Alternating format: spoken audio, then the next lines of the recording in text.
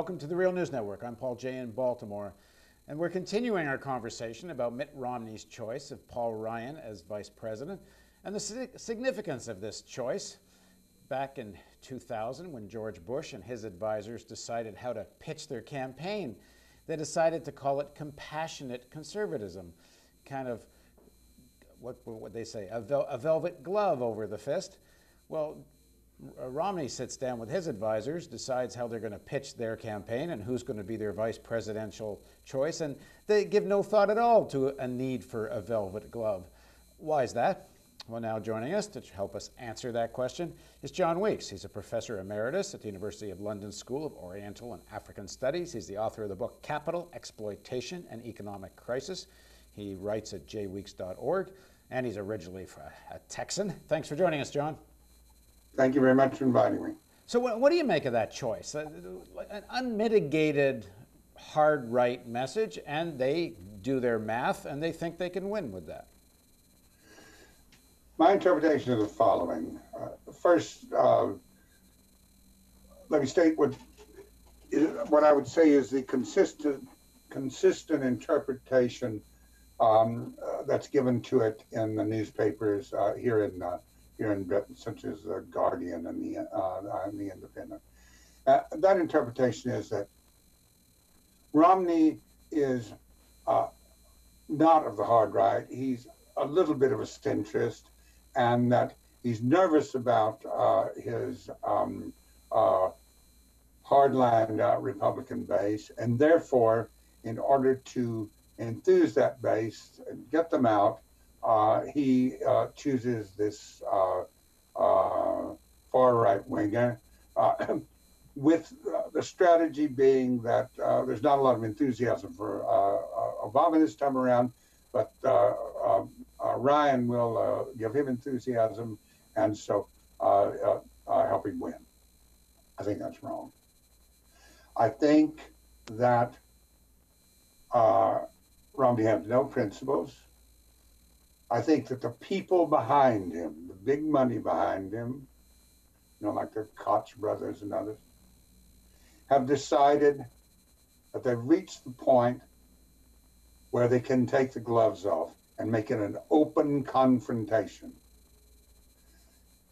This time, you might say, I think that they think they're looking at the final battle, and that if they can win with this spineless opportunist, with this far right near authoritarian behind him, they can win with those guys. They can make a tremendous breakthrough, and they can get rid of Social Security, and they can get rid of Medicare, and this incremental rewriting of the U.S.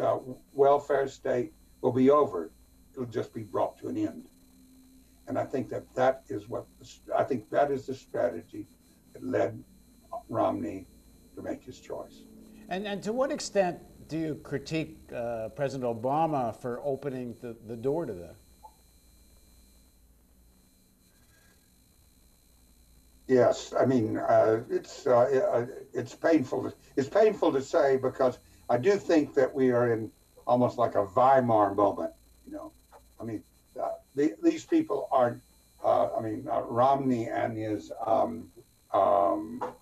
and Ryan are not overt fascists, but they're pretty far right wing, and there's no question now about possibly saying, let's elect these people, and it'll get so bad that next time things will be better.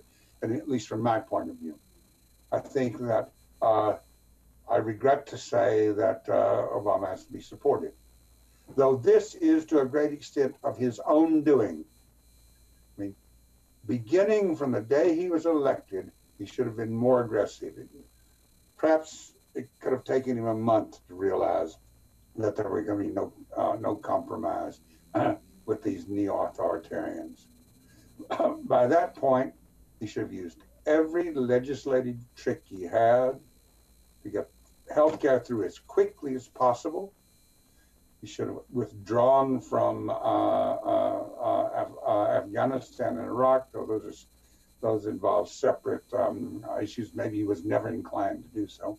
He should have pushed through a banking reform, and then when he came up to the midterm elections, his healthcare system would have been operating at least a year. And when he came up for re-election, he could say, "Look, Americans are healthy. The banks have been they had their wings clipped, and now we're on our way to a decent society, which we weren't before." But he didn't. He didn't do that. He's drifted. And because, I mean, he represents a section of capital that really doesn't want all those things. I mean, he was there to essentially manage the crisis and make sure Wall Street wasn't devastated. He accomplished that. And on these other things, his heart just never seemed to be in it. But I guess that's because of who he really represents. Their heart's not really in it. I think that's true. I mean, I'm very pessimistic because I think that this financial elite, which considers itself urbane and sophisticated, which supports Obama, I'm sure they find the Tea Party offensive to them. They would never have them over to their houses. They probably find Paul Ryan a bit of a, sort of unbelievable buffoon. And I'm sure they think that Romney is just, completely empty. But perhaps for the first time in the history of the American financial elite, they're overmatched. There's new money, there's new big money, but it's not interested in any form of liberalism. It's not interested in any gesture towards some type of safety net within the capitalist system. The big money behind Romney has a strategy: rejuvenate the power of the United States by transferring as much income to the wealthy as possible. They've done, under Obama, a pretty good job was done of it. Under Clinton, a pretty good job was done of it. As under Bush. But I think if Romney is elected, it will accelerate, beyond what we can imagine. And I mean, at the moment, Obama still seems to be ahead, but the money that's being poured into Romney, it's not that the other side, the Obama side, and that section of the elite that supports Obama, I mean, they've got as much money. They could throw it at it as much as the other side is, but they don't seem as committed to it. I think that's true, though. Paul, I think that we have to recognize that the financial elite runs on duplicity. So if they begin to get a hint that Romney might win, you can be sure that they'll start pouring money into him. There are now at this moment, I think, two fairly clear factions. There are the neo-authoritarians and the Koch brothers want to bust the unions and want to get rid of any form of social provision. And there's this financial elite who's prepared to tolerate some of the rudimentary protections that are necessary for a market system. But I think that financial elite would be prepared to switch sides if they thought Romney was going to win. And they would say, I mean, I hesitate to make these comparisons, but the comparison is obvious, right?